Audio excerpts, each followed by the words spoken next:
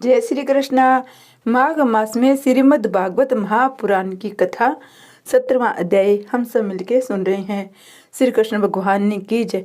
हमने कृष्ण और सुदामा मिलन की कथा सुनी। आगे हम सुभद्रा हरण कथा सुनेंगे। सुभद्रा भद्रा अर्थात कल्याण, कल्याण करने वाली ब्रह्म विद्या ही सुभद्रा है। अद्वैतदर्शी ब्रह्मा विद्या ही सुभद्रा है। जिसके घर में सुभद्रा हो उसका जीवन में कल्याणमय सुखी होता है। अर्जुन की भांति संन्यास लेकर तप करने वाले को ही सुभद्रा की प्राप्ति होती है। अर्जुन ने त्रिदंडी संन्यास लेकर 4 मास तक कठिन तपस्या की। प्रतिदिन 18 घंटे ओंकार का जप किया, तभी प्रभु ने उसे सुभद्रा ब्रह्म विद्या दी। चंचल आंखों वाले का मन भी चंचल ही होगा।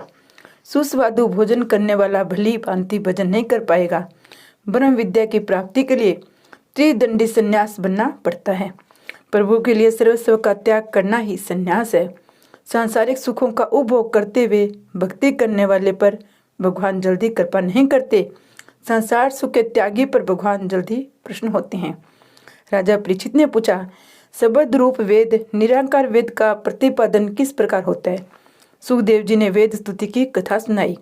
सृष्टि के आरंभ में शेष संसाई नारायण की वेदों ने स्तुति की। परमात्मा को वेदों ने मंगलगान करके जगाया। नाम तेरी जय हो, वेद प्रभु की जयकार करते हो, तब लगता है कि जीव की हार हुई है। जीव को माया ने पकड़ रखा है, सो मेरी भी जय हो, मैं भी माया के बंधन से मुक्त हो जाऊं। परमात्मा की जयकार करके वेद माया बंधन से मुक्ति की प्रार्थना करते हैं। अनादिकाल से जीव और माया का संग्राम चल रहा है। माया उसे जगत के विषयों में फंसाए रहती है। सो वेद परमात्मा की स्तुति करते हैं कि माया के बंधनों को काट दीजिए। माया जीव की स्त्री धन आदि में फंसाकर परमात्मा की ओर जाने नहीं देती है। नाथ, हम आपकी शरण में आए हैं, इस माया के बंधनों को काट दीजिए। प्रभु ने पवित्र विचार करने के लिए बुद्धि और मन दिए हैं। पवित्र विचार करने से ही मन शुद्ध होता है। वेद सगुण और निर्गुण ब्रह्मा का वर्णन करती हैं। ईश्वर साकार और निराकार दोनों रूपों से लीला करते हैं। ईश्वर की निराकारता यही अर्थ है कि उनको हम जैसा कोई आकार नहीं है। निर्गुण और सगुण दोनों ब्रह्म वस्तुत एक है। निर्गुण भक्तिवश होकर सगुण बनते हैं, सगुण बने प्रभु भक्ति प्रेमवश। नाथ, इस जगत में जो कुछ दिखाई देता है, अनुभूत होता है, वस्तुत आपका ही स्वरूप है। लौकिक नाम रूप सत्य नहीं है। मिट्टी के पात्र में भी मिट्टी होती है, बर्फ में भी जल होता है। इसी प्रकार प्रभु सभी में व्याप्त है। ज्ञान की अपेक्षा ध्यान श्रेष्ठ है। ईश्वर के किसी भी स्वरूप का बार बार चिंतन, ध्यान, स्मरण और दर्शन करो। वैसा करने पर मन की शक्ति बढ़ेगी। मन को परमात्मा के किसी भी स्वरूप में विवेकपूर्ण स्थिर कर दो। आगे शिव तत्व, विष्णु तत्व का रहस्य भी समझाया गया है। वेद स्तुति के कई विद्वान अपने अपने अर्थ बताते हैं। आरंभवाद, परिणामवाद और कई मत विधानों में प्रकट हुए हैं। अपने अपने दृष्टि के अनुसार वे अर्थ करते हैं। वेद ईश्वर को निषेधात्मक वर्णन करते हैं। ज्ञान मार्गी नेति नेति कहकर ईश्वर का वर्णन करते हैं। भक्ति मार्ग इति इति कहकर भगवान का वर्णन करते हैं। वैसे दोनों का लक्ष्य एक ही है। अर्जुन को अपने वीरत्व का अभिमान था, सो प्रभु ने उसे नष्ट कर दिया। प्रभु के अनंत गुणों का वर्णन कौन कर सकता है? प्रभु ने 11,000 वर्षों तक गोकुल में लीला की, फिर वे मथुरा चले गए। वहाँ से द्वारिका जाकर 11 वर्षों तक गोकुल में लीला की, फिर वे मथुरा गए। वहाँ से द्वारिका जाकर उन्होंने कई बार विवाह किया। उद्धव को ज्ञानोपदेश देकर वे सब धाम पधारे। भगवान की लीलाएं अनंत है, गुण भी अनंत है। उनकी लीलाओं का चिंतन करते से मन में लीन हो जाता है, तंद्रुप हो जाता है। सुंदर गोपाल उवरनाल नयन विशाल दुख हरे, वृंदावन चंद्र आनंद कन परमानंद निकंदन। बलबा घनश्याम पूर्ण काम अर्थ विराम प्रतिकार, भजनंद कुमार सर्व सुखार तत्व विचार ब्रह्मपुरम। सुंदर वारी वंदन निजित मंदन आनंद संदन मुकुट धर, गुंजा करती तिहार विपिन विहार प्रमोदर चीर हरम। वल्लभ पट पीत कर्त उवित कर्ण वित बिंदुवर, भजनंद कुमार सर्व सुख सागर तत्व विचार ब्रह्मा परम। शोभित मुख धूल यमुना कुल पीत दुकल सुखद करे, मुख मंडित रेणु चरित धेनु वांदित वेणु मधुसूरम। वल्लभ अति विमल शुभ पद कमल नख रुचु कमल तिमिर हरे। भज नंद कुमार सर्व सुख सागर तत्व विचार ब्रह्म प्रण। हरे राम राम राम हरे हरे, हरे कृष्ण कृष्ण कृष्ण हरे हरे। रे श्री कृष्ण आयन में इस 11वें स्कंद में पहले 10 स्कंदों का उपसंहार है। इसमें कपिला गीता, पूर्जन आख्यान, बटावटी वर्णन आदि भी है। एकदम स्कंद भगवान का मुख है। 9वें स्कंद में ईशानुकूल लीला, 10वें स्कंद में निरोध लीला, श्री कृष्ण की कथा और लीला अनंत है। इस कथा का प्रकट्य के साथ ही गंगा स्नान की महिमा कम हो गई है। भागीरथ में स्नान करने जाने के लिए रुपए पैसों की जरूरत रहती है, वहां तक जाना भी पड़ता है, जबकि कृष्ण कथा में स्नान करने के लिए न तो कहीं दूर जाना पड़ता है न रुपयों की जरूरत होती है। गंगा स्नान से केवल शरीर की शुद्धि होती है, जबकि कृष्ण कथा स्नान से तो मन की हृदय की शुद्धि हो जाती है। एकादश स्कंद में मुक्ति लीला है, क्योंकि साधक का मन भगवान से जा मिला है। जिसके मन का निरोध होता है उसे शीघ्र मुक्ति मिलती है। 10वें स्कंद में निरोध होने के कारण इस स्कंद में मुक्ति हुई है। मुकुंद तो मन को करना है, क्योंकि आत्मा तो मुक्ति है। विषयों का चिंतन छोड़कर ईश्वर का चिंतन शुरू कर दो, जीव मुक्त हो जाएगा। जीव अज्ञान के कारण बंधन को अनुभव करता है, वस्तुत उसे किसी से बांधा नहीं है। विवेक तत्व ज्ञान और वैराग्य से मोह को नष्ट किया जाए तो मुक्ति है। मन वेर और वासना से मुक्त रखोगे तो निरोध जल्दी होगा।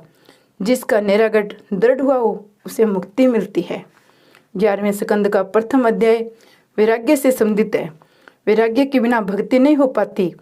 मन को समझाओ कि सुख को धन संपत्ति का भोग का चिंतन विषमता है, उसकी कभी तृप्ति और शांति का अनुभव नहीं हो पाता है।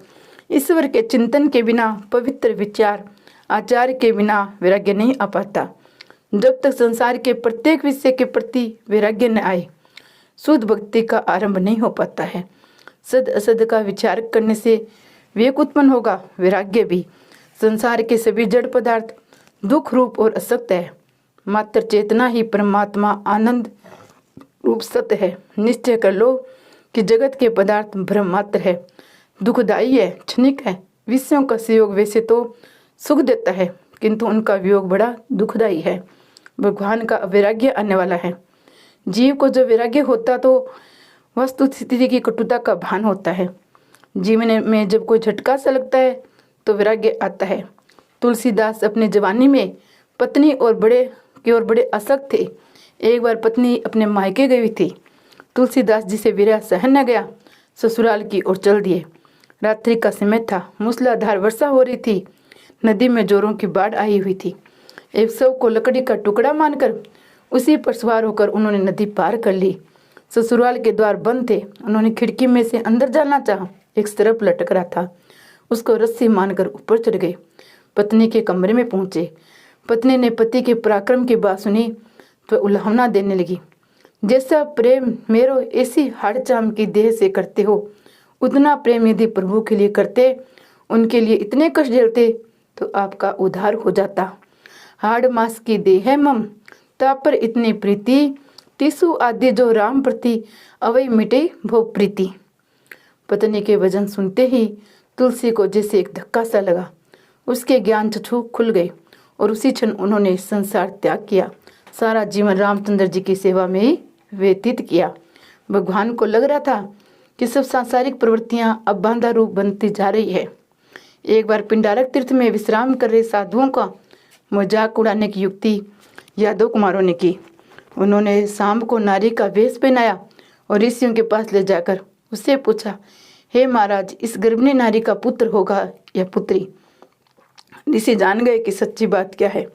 भगवान की प्रेरणा से उन्होंने कहा, सांब के गर्भ से मूसल उत्पन्न होगा जो तुम्हारे समय यदुवंशी का नाश करेगा। अब यादव कुमार भयभीत हो गए। उन्होंने उस मूसल को रजकन बनाया, समुद्र के किनारे फेंक दिया। जो एक टुकड़ा बचा था वह भी फेंक दिया। उन रजकणों से उत्पन्न लकड़ियों से यादव आपस में लड़कर मर गए। उस टुकड़े से पारिदी ने ही तीर बनाया और कृष्ण के लिए प्राण घातक सिद्ध हुआ। भगवान ने सोचा, ये यादव कुमार भविष्य में जनता को सताएंगे, अतः इसी प्रकार उसका नाश कर दिया। वह मूसल काल हित था। ऋषियों पवित्र संतों का अपमान करने वाले का हित होता है। वृद्धि विकृत होते ही काल आधमकता है। जीव की उत्पत्ति और स्थिति में आनंद आता है, लय में नहीं। भगवान को लय में भी आनंद आता है, क्योंकि वे स्वयं आनंद स्वरूप है।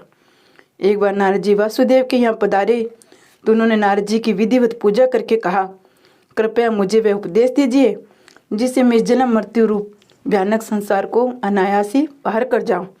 नारद जी वसुदेव को नव योगेश्वर निमि राजा का श्वास सुनाया।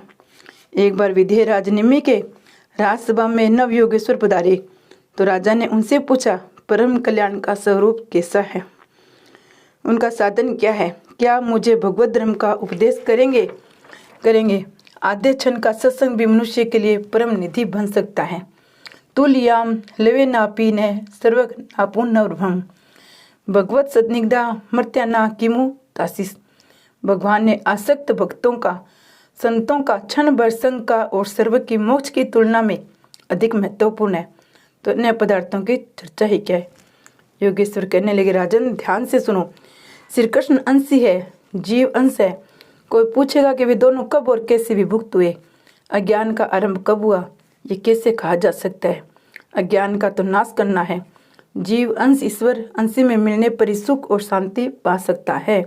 वह विरह ही महादुख का कारण है। जब से जीव परमात्मा से विभक्त हुआ है, दुखी हो रहा है, निर्भय होना ही तो परमात्मा की शरण में जाओ। जीव ईश्वर से किंचित भी विभक्त होगा, दुखी होगा। जीव मात्र रोगी है, क्योंकि वह वियोगी है।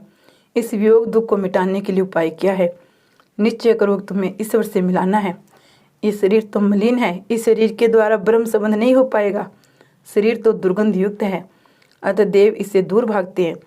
मन को ईश्वर से जोड़ लो। काल सभी के सिर पर मंडराता रहता है। यदि उससे बचना है तो श्री कृष्ण के शरण में जाओ। सभी कार्य प्रभु की आज्ञा मानकर प्रभु को प्रसन्न करने के लिए प्रभु की ओर उन्मुख रहकर ही करो। सभी व्यवहार प्रभु से आंतरिक संधान रहकर ही करो। वैसा करने पर सभी क्रियाएं भक्ति बन जाएगी। कर्कश वाणी का प्रयोग कभी न करना। सभी में प्रभु का अंश है, ऐसा मानकर व्यवहार करने से वह व्यवहार भक्ति में बन जाएगा।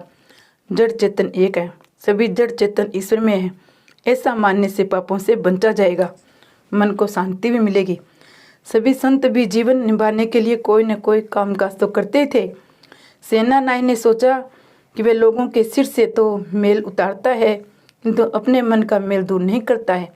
वह सोच में डूब गया। धीरे धीरे उसका जीवन ही पलट गया, वह संत बन गया। कारोबार करते समय प्रभु को हमेशा याद करते रहो। सांसारिक व्यवहार और भक्ति को एक कर दो। ज्ञान प्राप्त करने के लिए सत्संग भी आवश्यक है, सो प्रतिदिन सत्संग भी करना चाहिए। सत्संग से मन की अशुद्धि दूर हो जाती है। जीव जन्म के समय तो शुद्ध होता है, किंतु संग का रंग उस पर चढ़ता जाता है। सो हमेशा श्रेष्ठ संतों के संग में रहो। संत वह है जो हर कोई सौंदर्य देखता है, किंतु उसके मन को रमने नहीं देता है।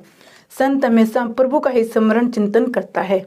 त्रिलोक का राज्य मिलने पर भी भगवान को न भूले, वही व्यक्ति सच्चा संत है। संत वह है जो प्रेम डोर से हृदय के साथ परमात्मा को बांधे रखता है। ऐसे संतों का संग करो। श्री कृष्ण भगवान ने की